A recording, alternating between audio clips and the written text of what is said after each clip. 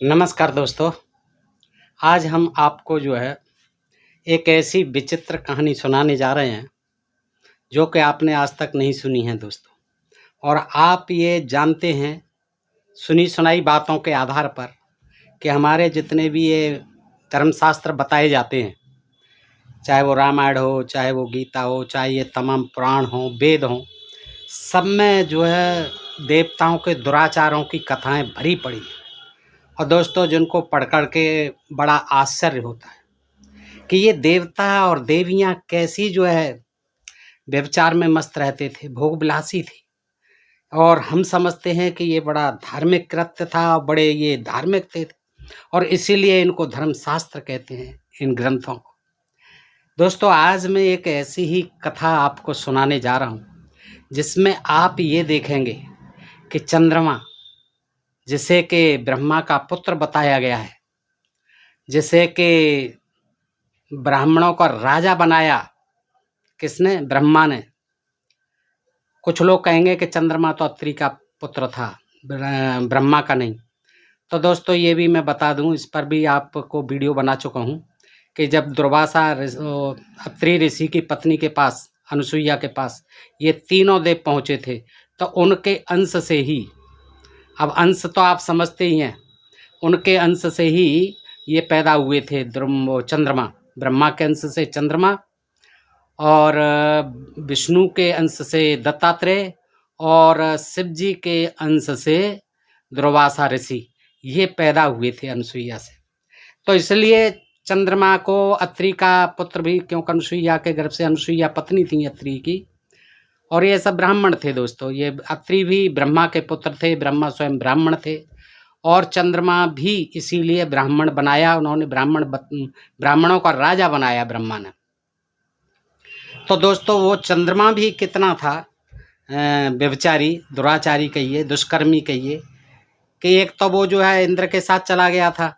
वहाँ जब इंद्र ने अहिल्या के साथ छल किया, दुराचार किया गौतम ऋषि की पत्नी के साथ, तो चंद्रमा गया था मदद करने, गार्ड बनकर, और वहाँ रखवाली कर रहा था चंद्रमा।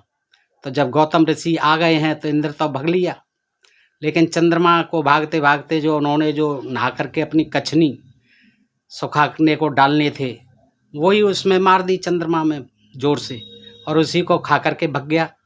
और ये बताया जाता है और सुना जाता है, और पौराणिक कथाएं हैं इस तरह की, कि तभी से वो चंद्रमा पर काला चिन्ह लगा हुआ है। उन्होंने अपना अंगोछा भीगा हुआ वो मार दिया था। दोस्तों, ऐसी रोचक कहानियां हैं। तो ये चंद्रमा को ब्रह्मा का पुत्र कह लीजिए, अत्रि का पुत्र कह लीजिए, आप जो कहना चाहें, और इसको ब्राह्मणों का राजा बनाया। और ये इतना दुराचारी निकला कि बृहस्पति, जो वो भी देवताओं के गुरु थे, वो भी महाव्यभिचारी थे।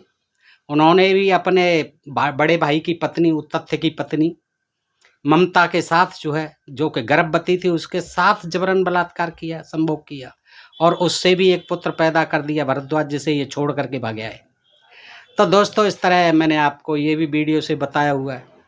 तो आज हम देखते हैं कि उन्हीं महाराज देवगुरु बृहस्पति जी की पत्नी भी कैसी दुराचारणी निकली। वो भी चंद्रमा के साथ भाग गई और उसकी पत्नी बन गई, और फिर उससे एक बुध पुत्र प्राप्त किया, पैदा किया। कौन? बुध, जो कि वो भी एक ग्रह है दोस्तों। चंद्रमा उपग्रह, बुध को, ग्रह को पैदा कर दिया। तो दोस्तों, ये बड़ी रोचक कहानी। इसके बाद फिर देवताओं को बड़ा गुस्सा आया बृहस्पति के कहने पर, और युद्ध हुआ, बड़ा युद्ध चला लंबा। सारे देवता थक गए चंद्रमा से। आखिर में विष्णु जी गरुड़ पर सवार हुए और फिर लेकर के अपना सुदर्शन चक्र मारने को भागे। तो आगे देखिए, ब्रह्मा ने रोका, क्या कहा, कैसे कहा, क्या हुआ, आगे देखिए दोस्तों। कि ये कथा है, श्री कृष्ण चंद्र कहते हैं कि हे महाराज, पूर्णिमा तिथि चंद्रमा की प्रिया है। पूर्णिमा को पूरा हो जाता है चंद्रमा, तो वो क्या है? पूर्णिमा तिथि, पूर्णमासी चंद्रमा की प्रिया है। उस दिन मास पूर्ण होता है, महीना पूर्ण होता है, इसलिए उसको पूर्णमासी कहते हैं। पूर्णमासी को युद्ध में चंद्रमा ने देवताओं से जय पाई थी। यानी पूर्णमासी के दिन यही युद्ध हुआ तारा को लेकर, जो कि गुरु पत्नी को लेके भागे, या वो भागी उसके पीछे जो है देवताओं में और चंद्रमा में युद्ध हुआ और उसकी चंद्रमा की विजय हुई। किस दिन? पूर्णमासी के दिन। बृहस्पति की स्त्री तारा में चंद्रमा आसक्त हो गया था, बहुत सुंदर थी, इसलिए देवताओं से युद्ध हुआ। तो राजा युधिष्ठिर पूछते हैं कि हे श्री कृष्ण चंद्र, तारा किसकी पुत्री थी? चंद्रमा उसमें कैसे आसक्त हुआ? और देवताओं से किस विधि युद्ध हुआ, यह आप वर्णन करें। तो राजा का यह प्रश्न सुन श्री कृष्णचंद्र कहने लगे कि हे महाराज, प्रजापति की, दक्ष प्रजापति की अति सुंदरी तारा नामक कन्या थी। उसको प्रजापति ने बृहस्पति को ब्याह दिया। किसको ब्याह दिया? बृहस्पति को। किसको? तारा को। किसकी पुत्री? प्रजापति की। तो वह भी यत्न पूर्वक अपने पति की सेवा में प्रवृत्त हुई। एक दिन उस अति सुंदरी को चंद्रमा ने देखा। देखते ही चंद्रमा कामवश हुआ और तारा से कहने लगा कि हे तारे, मेरे समीप शीघ्र आगमन कर, इधर तो आ जल्दी, मैं तेरे अधीन हूं। तारा ने भी चंद्रमा का अभिप्राय जानकर कहा कि ये क्या चाहता है मुझसे। तारा भी बोले कि हे चंद्र, मैं अंगरा मुनि के पुत्र बृहस्पति की भार्या हूं, मामूली नहीं हूं, और परदारा का गमन करना, परदारा के साथ संभोग करना, समागम करना तुमको योग्य नहीं है। तारा का यह वचन सुनकर भी चंद्रमा नहीं माना और तारा का दाहिना हाथ पकड़कर अपने स्थान को ले गया। अब दोस्तों देखिए, कोई स्त्री हाथ पकड़ के नहीं जा सकती जब तक कि उसकी सहमति नहीं होगी। कहावत है कि घोड़ी जो है लेकर के भागे सवार को, सवार कभी घोड़ी को लेकर नहीं भाग सकता। इसलिए कोई भी स्त्री जबरन जो है आदमी का हाथ पकड़ने से कभी नहीं जा सकती, उसकी जरूर सहमति होती है। और ये आप यहाँ देख रहे हैं, अगर वो इतनी ही पतिव्रता होती, पति भक्त होती, तो वो विरोध करती। देवताओं के गुरु की पत्नी है, कोई मामूली नहीं, विरोध करती और हरगिज नहीं जाती और बृहस्पति को बुला लेती, सारे देवताओं को बुला लेती और चंद्रमा को मरवा देती। आजकल की कोई स्त्री होती तो हाँ, उसकी सहमति थी। इसलिए वो क्या है कि जैसे ही चंद्रमा ने हाथ पकड़ा और वो जो उसके साथ दाहिना हाथ पकड़ते अपने स्थान को ले गया, चल अपने स्थान को ले गया चंद्रलोक को। जब यह बात बृहस्पति ने जानी तो बड़ा कोप कर वृतांत इंद्र से कहा। इंद्र के गुरुजी थे, सारे देवताओं के गुरुजी थे। तो जब वो घर पर आते हैं उनको बड़ा क्रोध आता है, और क्रोध आना तो स्वाभाविक ही है कि ये चंद्रमा ने क्या किया है, अपनी गुरु पत्नी को ही ले गया उड़ा के। तो इंद्र से बताया अपना दुखड़ा जो है। इंद्र ने चंद्रमा के पास दूत भेजा, अपना तुरंत मैसेंजर भेजा और समझाने के लिए, लेकिन चंद्रमा ने कोई नहीं सुनी, एक भी नहीं सुनी।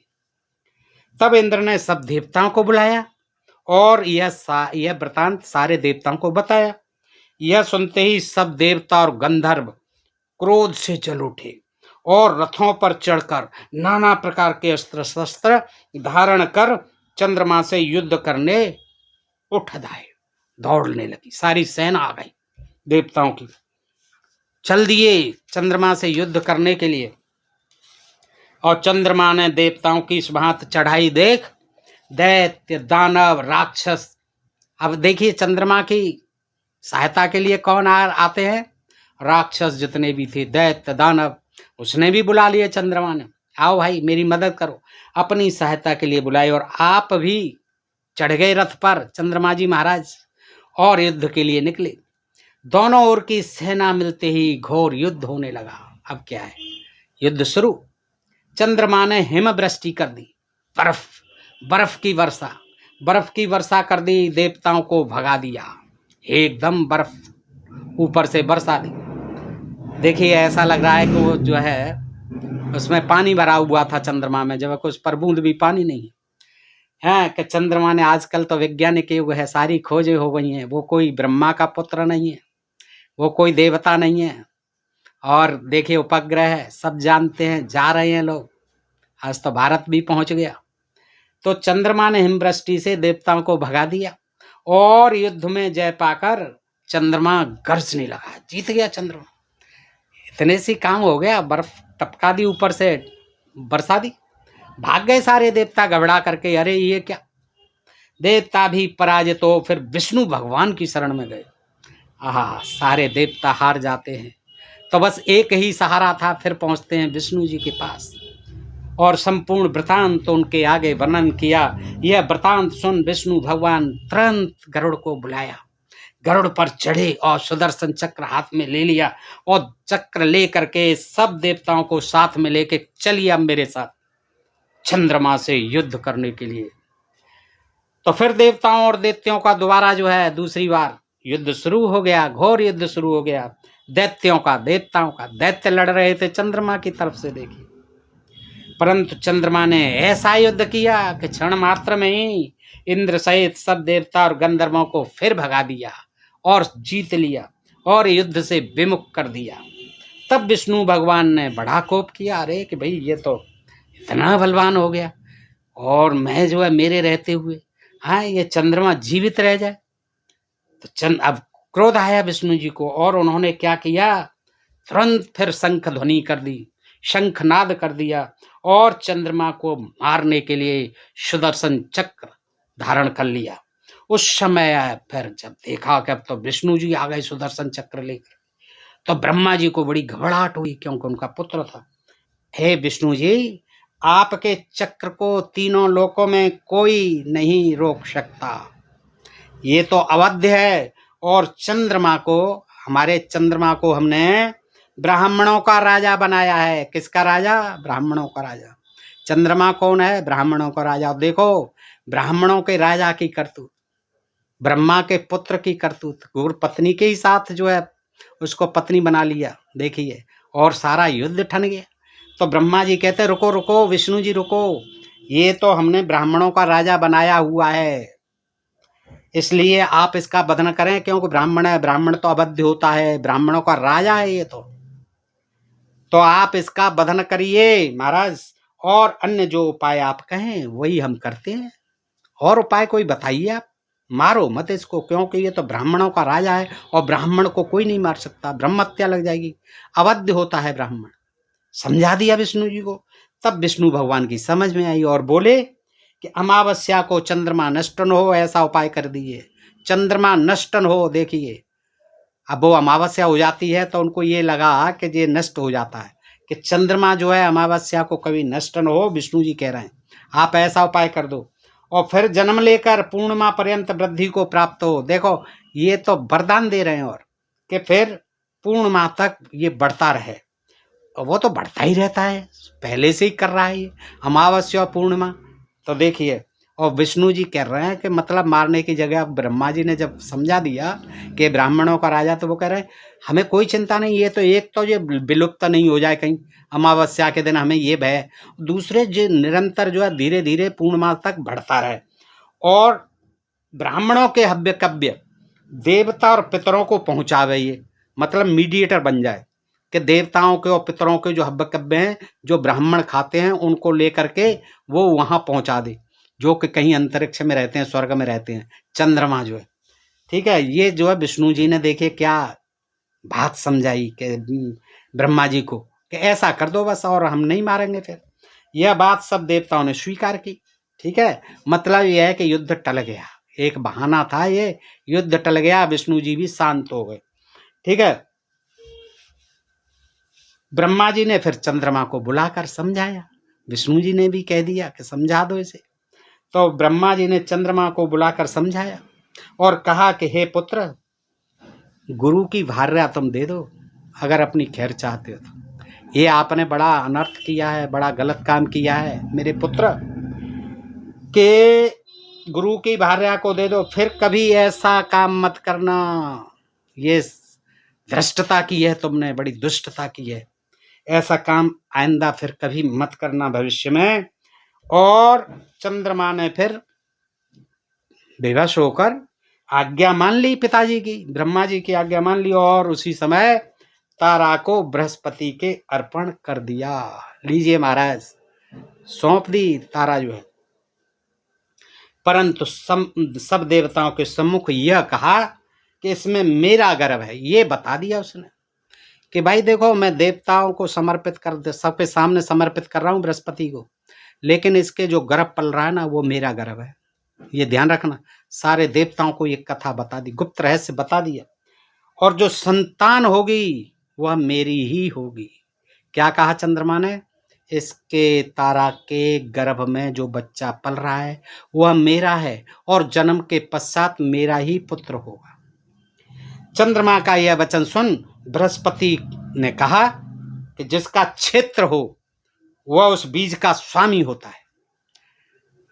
वैसे तो ये बात नहीं मानी जाती कि जिसका क्षेत्र हो, क्षेत्र तो पत्नी का ही होता है, और फिर जिसका पति हो वो उसका क्षेत्र होता है, जो उसका पति हो। तो इसमें कहते हैं बृहस्पति ने कहा कि जिसका क्षेत्र हो वह उस बीज का स्वामी होता है। जिसका खेत हो, जिसमें फसल खड़ी हो, तो वो फसल जो है उसी की होती है जिसका खेत हो। ये ऐसा माना जाता है कि बीज उसी का है जिसका खेत है। चंद्रमा, इसलिए यह पुत्र मेरा ही कहलाएगा, क्योंकि क्षेत्र मेरा है, क्षेत्रपति मैं हूं। तो बीज चाहे जिसका हो, यह वेद शास्त्र सम्मत है और धर्मनिष्ठ ऋषियों ने कहा है, इसलिए इसकी संतान तुमको हरगिज नहीं मिल सकती। तब चंद्रमा ने कहा कि आपका वचन ठीक नहीं है। अब जो पते की बात थी वो चंद्रमा ने बताई कि माता तो केवल गर्भ धारण करने के लिए एक थैली है, एक कोश है, एक थैली है गर्भाशय। माता तो केवल गर्भ धारण करने के लिए एक थैली है, एक खेत है फसल उगाने के लिए। संतान के ऊपर पिता का ही स्वत्व रहता है, जो बोता है फसल उसी का मालिकाना हक होता है। यह पौराणिक मुनियों का मत है। ये पौराणिक मुनि सब यही कहते हैं, पुराणों में सब यही लिखा है। लेकिन दोस्तों ऐसा कभी कभी नहीं होता और नहीं माना जाता है। जैसे कि पराशर ऋषि से जब वो पैदा हुए वेद व्यास, तो ब्राह्मण थे वो, तो खेत किसका था? मल्लाह का था, निषाद का। निषाद का क्षेत्र था, निषाद कन्या थी, लेकिन और वो कुंवारी थी, किसी का क्षेत्र नहीं था, लेकिन वो निषाद परिवार की थी। लेकिन उसको जो है व्यास को उसका पुत्र नहीं माना जाता है, निषाद कन्या का। उनको जो है ब्राह्मण ही माना गया है। ब्राह्मण, क्योंकि जिसका बीज पड़ा उसका ही पुत्र कहलाता है दोस्तों। इसी तरह चंद्रमा ने कहा कि भले ही ये खेत आपका है, क्षेत्र आपका है, लेकिन चूंकि बीज मेरा है, इसलिए जो पुत्र पैदा होगा उस पर मेरा ही अधिकार होगा, मैं ही उसका पिता हूँगा। इस बात चंद्रमा और बृहस्पति को विवाद करते जब देखा ब्रह्मा जी ने, तो एकांत में फिर एक ही हल उन्होंने ढूंढा कि क्यों न तारा को बुला लिया जाए और तारा से ही पूछ लिया जाए। तो उन्होंने जो है ब्रह्मा जी ने सब देवताओं के सामने तारा से पूछा कि तू बता कि ये जो तूने गर्भ धारण किया है ये किसका है? तो यह ब्रह्मा जी का वचन सुन। लज्जा से तारा ने कुछ उत्तर न दिया और उस गर्भ को उसी क्षण वहां ही त्याग दिया, उसी जगह पर वहां ही त्याग दिया, कुछ उत्तर नहीं दिया। वह बालक ऐसा तेजस्वी उत्पन्न हुआ कि संपूर्ण स्वर्ग में प्रकाश हो गया। ब्रह्मा जी ने उस बालक से ही पूछा कि तू किसका पुत्र है? अब जो है ब्रह्मा जी ने उस बालक से ही पूछ लेना उचित समझा कि भाई तू बता किसका पुत्र है बेटा। तो बालक ने उत्तर दिया कि मैं चंद्रमा का पुत्र हूं। देखो, तारा ने नहीं बताया, लेकिन बच्चा जो अभी पैदा हुआ है, नवजात शिशु चंद्रमा का, उससे पूछा कि बेटा तू किसका पुत्र है? तो उसने जो उत्तर दिया तुरंत कि मैं चंद्रमा का पुत्र हूं, यानी चंद्रमा मेरे पिता हैं। देखिए, बच्चे को ज्ञान था। तब ब्रह्मा जी ने प्रसन्न होकर और उस बालक की बुद्धिमत्ता देख करके क्या सही जवाब दिया है, बुद्धिमत्ता को देखकर उसका नामकरण संस्कार कर दिया। क्या नाम रखा? बुद्धिमत्ता से काम लेने वाला, जिसकी प्रखर बुद्धि है, उसका नाम रख दिया बुद्ध। बुद्ध रखा और चंद्रमा को दे दिया कि ले जाओ बेटा, तुम संभालो इसे। चंद्रमा उस बालक को लेकर प्रसन्न होता हुआ अपने घर आया और बृहस्पति भी अपनी भार्या को धीरे धीरे लेकर अपने सदन को चले गए। चंद्रमा ने कहा कि पूर्णमासी को हमारी विजय हुई है और हमने उत्तम पुत्र पाया है, इसलिए यह तिथि हमको अत्यंत प्रिय है, पूर्णमासी। तो दोस्तों इस तरह से ये कथा थी। आपने देखा कि किस तरह से इन देवी देवताओं के चरित्र जो इसमें बखान किए गए, और ये आप लोगों ने पढ़े नहीं है, इसलिए अभी आप इन पर विश्वास नहीं करते। आपके अंदर केवल अंधविश्वास और पाखंड भर दिया गया है ठूस ठूस कर, क्योंकि इन कथा कहानियों को कोई नहीं सुनाता है आपको, चाहे वो कितनी ही कथा कहानियां कर लें। ये कहानी एक पुराण में नहीं, अनेक पुराणों में है। ये फिलहाल मैंने भविष्य पुराण से आपके समक्ष रखी है दोस्तों। तो आपने देखा कि इस तरह से चंद्रमा और तारा का जो है एक दूसरे का पति पत्नी बनना, बृहस्पति का फिर क्रोधित होकर के देवताओं को बुलाना और चंद्रमा से युद्ध करना और फिर बुध पुत्र की प्राप्ति करना, ये कथा जो है देखिए कितनी दिलचस्प और रोचक है। अगर आपको पसंद आई हो तो अपने मित्रों को भी बताएं, शेयर करें दोस्तों।